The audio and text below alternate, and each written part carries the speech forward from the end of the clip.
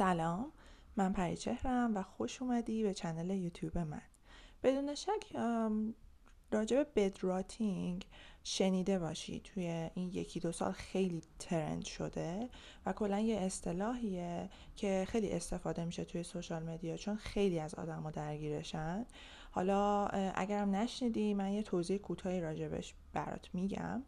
بدراتینگ کلا اگه به لغتش بخوایم رجوع بکنیم، راتینگ به معنای پوسیدن و فاسد شدن هستش و حالا این اصطلاح میخواد یه استعاره مبنی بر این که وقتی که ما از خواب بیدار میشیم، مثلا صبح از خواب بیدار میشیم، آلارم گوشیمون زنگ میخوره و ما مثلا ساعت 8 بیدار شدیم و تا ساعت 9 توی تختمون موندیم و داریم حالا با گوشیمون برمیریم توی سوشال میدیا، داریم توی اینستا اسکرول میکنیم یا اینکه داریم با گوشیمون بازی میکنیم و به این حالت میگن بدراتینگ، یعنی اینکه یک حالت انفعالی رو داره ایجاد میکنه و کلا ما این باعث میشه که خب ما از پلن هامون جا بمونیم، دیرتر مثلا روزمون رو شروع بکنیم، با اینکه حالا صبح کمتر خوابیدیم ولی اون 1 ساعت رو داریم عملا توی گوشیمون میچرخیم و هیچ کار مفیدی نمی کنیم. حالا چرا دوچار بدراتینگ میشیم؟ یعنی خیلی ها دوچارش میشن به خاطر اینکه خب خیلی موقع ها ما یه روزی داریم که پر از چالشه و میدونیم که پر از کارا و تسکاییه که دوست نداریم انجامشون بدیم یا از انجامشون فرار میکنیم. به خاطر همین میخوایم که روزمون رو دیرتر شروع بکنیم، یا اینکه کلا مثلا دچار دپرشنیم یا استراب داریم راجع به یه سری مسائلی که ممکنه توی روزمون اتفاق بیفته و کلا داریم از یه چیزی فرار میکنیم توی حالا روزمرهمون. به خاطر همین ترجیح میدیم که 1 ساعتی رو توی تختمون بمونیم و دیرتر از تختمون بیایم بیرون. به این حالت میگم بدراتینگ. حالا معمولا صبح ها اتفاق میفته، یعنی بیشتر این اصطلاح برای کسایی استفاده میشه که صبح وقتی که آلارم گوشیشون زده میشه مثلا یه مدت زیادی رو تو تختشون میمونن و از تختشون بیرون نمیان. ولی شبها هم میشه که این اصطلاح رو به کار برد، مثلا موقعی که خیلی خسته ایم میخوایم که مثلا بریم بخوابیم، میایم توی تختمون و انگار که یه اشتیاقی داریم، یه هیجانی داریم که بیایم توی تختمون و سریع گوشیمون رو دستمون بگیریم و حالا یه سری حالا میگم تو اینستا مثلا اسکرول کنیم، همینجوری هی چیزای متفاوت ببینیم، گیم بازی کنیم یا کلا با گوشیمون بریم دیگه.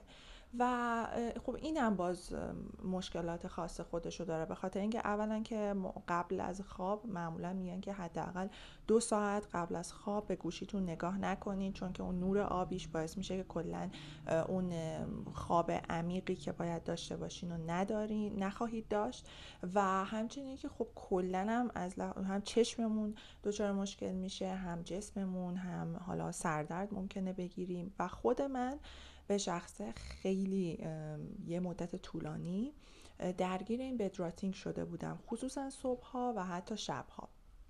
و حالا رفتم راجبش جاهای مختلف خوندم، حالا مقالات مختلف، پادکست گوش دادم یا حتی مثلا یه سری حالا محتواهایی که توی اینستا بود، توی تیک تاک بود راجب همین بدراتینگ و خیلی برام جالب بودش و خیلی از کار حالا توی این حالا محتواها یه سری راهکارا داده بودن خود حالا مثلا روانشناسا، کارشناسا و اینها، ولی یه سری کاربرا مثلا اون زیر یه سری کامنت ها گذاشته بودن که برای من جالب بود و گفته بودن که چجوری مثلا از شر این بدراتینگ خلاص شدن یا تونستن که کنترلش کنن. من خودم حالا میخوام که حالا توی این ویدیو راجع به همین صحبت کنم که چطوری از شرش خلاص شدم. من البته میتونم بگم که مدیریتش کردم، اینجوری نیستش که 0-0 شده باشه، چون بالاخره ما توی یه دنیایی داریم زندگی میکنیم که گوشیمون یکی از اصلی ترین دیوایس هاییه که داریم استفاده میکنیم در طول روز، خیلی کارا رو داریم باش انجام میدیم و خب نمیتونیم یه جوری کنارش بذاریم. ولی خب دیگه وقتی میایم توی تختمون این انگار بیشتر میشه، این اشتیاق بیشتر میشه. و این یه چیز روانیه. حالا به غیر از اون اعتیادی که ما در طول روز داریم به سوشال مدیا و اینها، توی موقعی که توی تختمون هستیم انگار این بیشتر میشه. و حالا طبق چیزایی که کاربرا گفته بودن، طبق راهکارهایی که توی حالا این محتواها و مطالب من بهشون رسیدم، اومدم یه سریشون رو امتحان کردم و یه سریشون برای من جواب داد. مثلا این که من که صبحها مثلا بیدار می شدم، دقیقاً فکر کنم حدود 1 ساعت توی تختم میموندم و از زمانی که بیدار می شدم تا زمانی که از تختم بیام بیرون، این 1 ساعت رو داشتم با گوشیم برمی‌رفتم. و خب این باعث می شدش که اصلا صبحم رو درست شروع نکنم، نه به روتین صبحم می رسیدم، نه می تونستم که درست حسابی به کارام برسم، هم از پلنم جا می موندم، همین که اصلا یه حالت رخوتی داشتش، یه حسی داشتش که اصلا نمی تونستم روزم رو سر حال شروع کنم، یه جورایی فرش نبودم.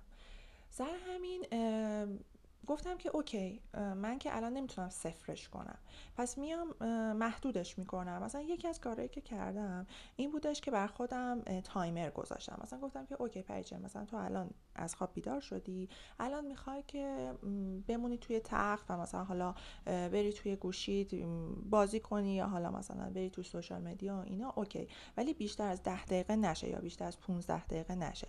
یه تایمری گذاشتم برای خودم و فقط اون 10 دقیقه یا 15 دقیقه که تموم میشد و آلارم میزد، دیگه من گفتم باید از تختم بیام بیرون. بعضی وقتا دیگه خیلی آدم دوست نداره که اون روزه رو شروع کنه، که واقعا درک میکنم بعضی روزا خیلی سخته، آدم از لحاظ روانی پایینه.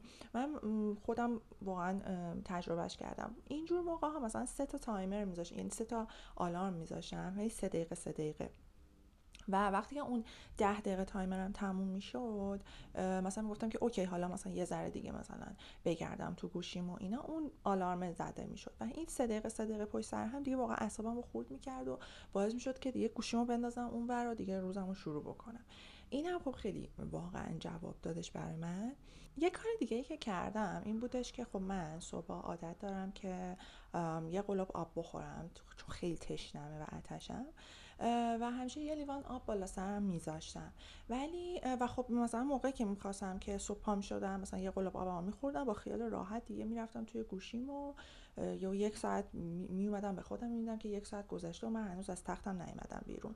سر همین اون یه لیوان آب رو دیگه نذاشتم و دیگه انقدر مثلا صبح دیگه از فرط آتش و اینا مثلا یه ذره با گوشیم برمیرفتم، دیگه میدیدم نمیتونم و دیگه مجبور میشدم به خاطر اون یه لیوان آب خوردنه از تختم بیام بیرون. و اینم خیلی برای من جواب داد. حالا ممکن شما اصلا این عادت رو نداشته باشین و اصلا به دردتون نخوره، ولی ممکنه که خب یه سریاتون هم مثل من باشین و براتون جواب بده.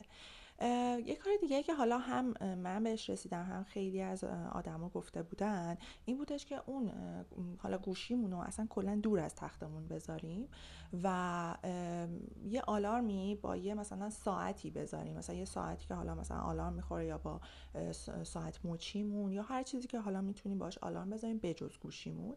اینم خیلی جواب میده، به خاطر اینکه شما اون با اون آلارم بیدار میشین و دیگه گوشی دستتون نمیگیرین که سری مثلا برین توی گوشی و باهاش بخواین برین گیم بازی کنین یا برین تو سوشال مدیا. سر همین اینم خیلی جواب میده و حالا بهتون پیشنهاد میکنم که امتحانش کنید حتما. و خب اینم خوبه که خب گوشیتون ازتون دوره دیگه، کلا مثلا صبحتون رو بدون گوشی شروع میکنین، میرین مسواک میزنین، صبحونتون رو میخورین، مثلا میایین بعدن گوشیتون رو چک میکنین، حالا اگه تا اون موقع بتونین که طاقت بیارین. من خودم خیلی موقع شاید نتونم تا اون حد طاقت بیارم، ولی همین که از باعث میشه که از تختم بیام بیرون، خب خیلی چیز خوبیه. و یه کار دیگه که من کردم این بودش که پلنامو شب قبل می نوشتم. حالا همیشه که حالا پلنمو اول هفته می نویسم که مثلا چه کارایی باید توی روزهای هفته انجام بدم، اما شب قبل با ساعت می نوشتم. یعنی مثلا می گفتم که آره مثلا فردا باید این تسک رو انجام بدم، از این ساعت تا این ساعت این تسک، از این ساعت تا این ساعت این تسک، و یه جوری تا آخر روز بر خودم می چیدم و به خودم می گفتم که اگه مثلا تسک اول و این ساعت شروع نکنی، کلا دومینووار تمام این پلنا به هم میریزه. به خاطر همین یه جوری وقتی که از تختم نمی اومدم بیرون توی اون ساعتی که باید، یه جوری استرس میگرفتم. مثلا میگفتم که وای اگه مثلا من نرسم به اون تسک اولیه، همش مثلا خراب میشه یه جورایی و مثلا برنامه‌ام به هم میریزه. اینم مثلا باعث شدش که یه ذره بهم استرس بده و زودتر از تختم بیام بیرون. و کلا حالا میگم دیگه راههای زیادی وجود داره، ولی این راهها برای من خیلی جواب دادش. راجع به شب، یعنی مثلا توی شب که مثلا میریم توی تخت خوابمون و یه مدت طولانی داریم مثلا توی گوشیمون میگردیم، که اونم باز یه شکلی از بدراتینگه. من اومدم گوشی رو یعنی کتاب رو جایگزین گوشی کردم. حالا میگم این سرگرمیه که خب من دوست دارم، مثلا کتاب خوندن کلا دوست دارم، ولی خب شما مثلا میتونید یه کار دیگه بکنید، مثلا چه میدونم 10 دقیقه مدیتیشن کنید قبل خوابتون، یا حالا هر کاری که فکر میکنید برای شما جذابه. حالا نه اونقدر جذاب که دیگه شما رو به هیجان بیاره و دیگه کلا بی خیال خوابیدن بشید، ولی خب همیشه ما مخصوصا الان که دیگه خیلی هممون فکرمون مشغوله، موقعی که میخوایم بخوابیم یا همه مثلا بدبختی ها میاد بالا سرمون که وای مثلا الان اینو چیکار کنم اونو چیکار کنم، استرس و استراب میگیره آدم و همش دوست داره که یه چیزی باشه که ذهنش رو خالی بکنه. حالا مثلا این یکی از دلایلیه که آدم رو میاره به بدراتینگ و حالا مثلا شروع میکنه هی گوشیشو چک کردن و هی مثلا توش گشتن و اینا، که مثلا ذهنش آزاد بشه توی تخت خوابش. ولی من حالا یک کتاب آوردم، مثلا یک کتاب گذاشتم فقط واسه زمانی که میخوام بخوابم. 10 دقیقه، اونم باز تایمر میذارم چون نباید بیش از حد بشه که دیگه آدم خوابش ببره. مثلا 10 دقیقه 15 دقیقه یا مثلا 3-4 صفحه اون کتاب رو میخونم و بعدم میخوابم. یعنی خود اون باعث میشه که آدم بیشتر دوست داشته باشه که بخوابه، چون چشمش خسته میشه و دیگه دوست داره که بعد یه مدت بخوابه. هم این باعث می شدش که اون فکر و خیال ها ازم دور بشه، همین که خب باعث می شدش که خب یه ذره ذهنم درگیر داستان و جریانی بشه و بعدم دیگه برم مثلا بخوابم. ولی خب البته بهتون پیشنهاد میکنم که اون کتابی هم که انتخاب میکنید واسه قبل خوابتون کتابی باشه که خیلی هم هیجانی و اینا نباشه. مثلا کتابای جنایی، مثل کتابای آگاتا کریستی یا مثلا ریچارد آزمن و اینا رو مثلا نخونید دیگه قبل خواب. یه کتابی که مثلا خیلی ریتم یکم ملویی داره، براتونم جذابه، یعنی مثلا بورینگ هم نیستش اونقدر، انتخاب کنید که مثلا خیلی هم ملو بخواید بخونینش، مثلا اینجوری نباشه که سری مثلا بخواید که سری تمومش کنید و مثلا یه کتاب حجیم باشه و اینا، واقعا بدتر اذیتتون میکنه. ولی مثلا یه همچی چیزی خب خیلی جواب میده. خلاصه که اینا کارهایی بودش که من کردم و میتونم بگم که نه اینکه بگم صفر کردم، ولی یعنی صفر مثلا این بدراتینگ رو کامل از زندگیم خارج کردم، ولی میتونم بگم که خیلی خیلی خیلی بیشتر از قبل مدیریتش کردم و خیلی بهم کمک کرد. حالا همین راهکارهای ساده و حالا برای من جواب داد، امیدوارم که برای شما هم جواب بده اگه که این روزا درگیر بیش از حد بدراتینگ هستین و خیلی مثلا اعتیاد پیدا کردین به گوشیتون. این راهکار میتونه بهتون کمک بکنه. حالا مرسی که تا اینجای ویدیو همراه من بودی و امیدوارم که حرفام کمکی بهت کرده باشه. لایک و سابسکرایب یادت نره و اگر که یه راهکار دیگه ای امتحان کردی برای خلاص شدن از بدراتینگ که برای تو جواب داده ولی من بهش اشاره نکردم یا جایی باهاش برخوردی یا خوندیش، حتما توی کامنت ها برام بنویس. فعلا.